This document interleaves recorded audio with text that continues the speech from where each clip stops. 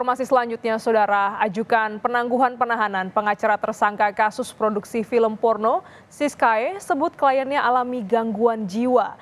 Polisi kini masih mengkaji permintaan tersebut karena Siskae dinilai layak untuk ditahan.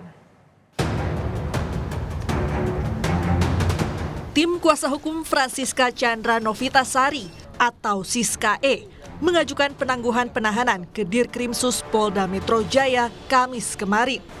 Penangguhan penahanan itu diajukan atas sejumlah pertimbangan, salah satunya karena Siskae mengalami gangguan kejiwaan.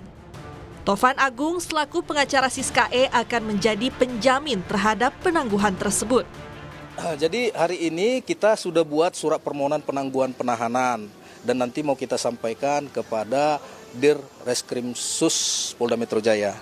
Informasinya, tapi kita belum menerima surat dari rumah sakit bahwasanya Siskanya ada mengalami gangguan jiwa, seperti itu dia. Tapi kita belum ada menerima surat itu ya. Itu informasi yang kita terima dari manajer. Sejak kemarin, Polda Metro Jaya resmi menahan selebgram tersangka film porno produksi Jakarta Selatan, Siskae. Penahanan terhadap Siskae akan berlangsung selama 20 hari ke depan. Polisi menyebut penahanan dilakukan untuk mempermudah penyidik dalam memeriksa tersangka.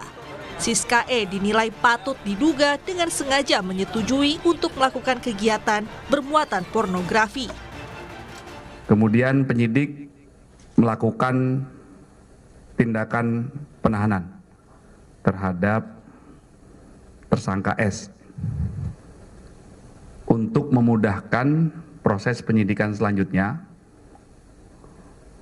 Maka penahanan dilakukan karena saudari S patut diduga atau disangka melakukan tindak pidana dengan sengaja atau dengan persetujuan dirinya melakukan kegiatan-kegiatan yang bermuatan pornografi. Rabu malam, Siskae dijemput paksa polisi setelah berkali-kali mangkir dalam panggilan penyidik. Siskae ditangkap oleh penyidik Subdit Siber Ditreskrimsus Polda Metro Jaya di salah satu apartemen di Jalan Senturan Raya, Sleman, Yogyakarta. Setibanya di Polda Metro Jaya, Siskae langsung menjalani tes kesehatan termasuk tes urin narkoba dengan hasil negatif. Sebelum dijemput paksa, Siskae berkali-kali mangkir dari panggilan penyidik. Panggilan pertama dilayangkan pada 8 Januari 2024. Saat itu Siskae tidak hadir dengan alasan urusan keluarga. Panggilan kedua pun dilayangkan pada 15 Januari 2024. Siskae kembali mangkir dengan alasan tak menerima surat panggilan polisi. Di tanggal 19 Januari, penyidik kembali menjadwalkan pemanggilan Siskae dan lagi-lagi ia mangkir. Selain Siskae, penyidik Subdit Siber Ditreskrimsus Polda Metro Jaya juga menetapkan 10 orang lainnya yang merupakan pemeran film porno Jakarta Selatan sebagai tersangka. Penyidik memutuskan untuk tidak menahan 10 pemeran dan hanya dikenakan wajib lapor 2 kali dalam seminggu. Tim Liputan Kompas TV.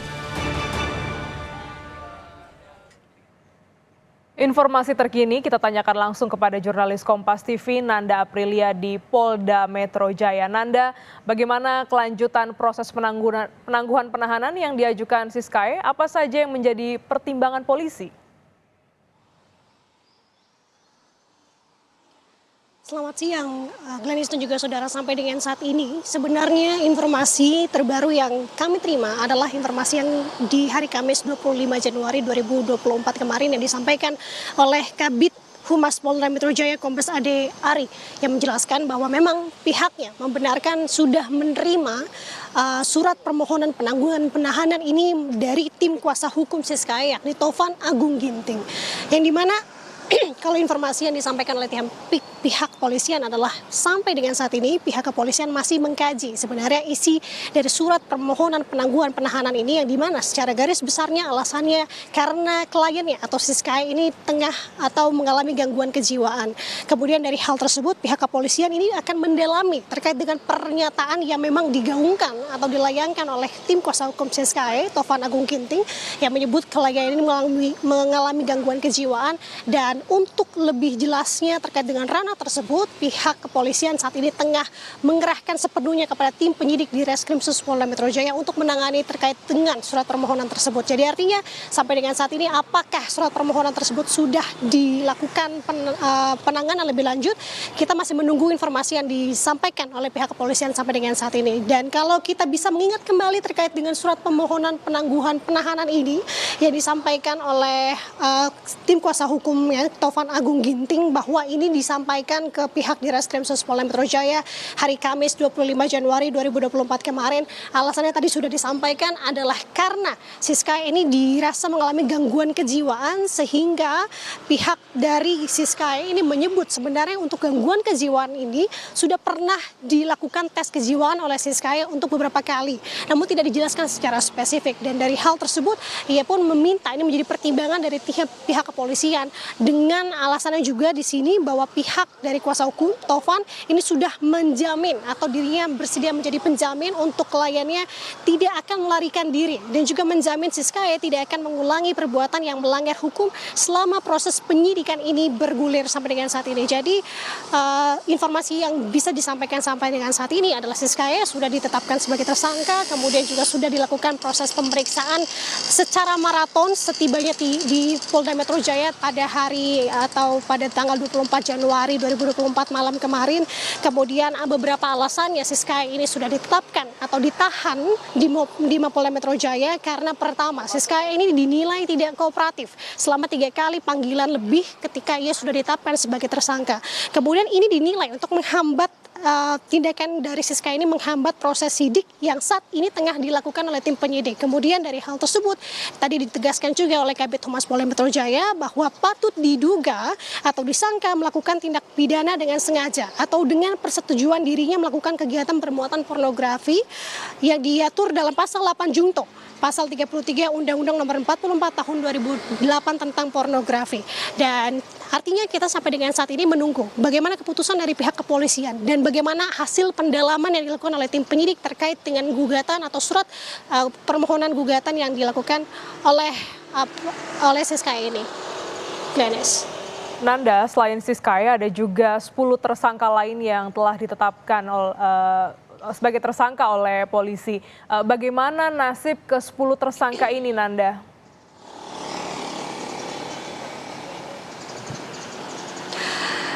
Iya, tampaknya ada perbedaan nasib di sini, Glenis dan juga saudara. Berbeda dari Siska yang dimana ia sudah ditetapkan sebagai tersangka, kemudian juga sudah dilakukan proses penahanan oleh tim kepolisian di sini.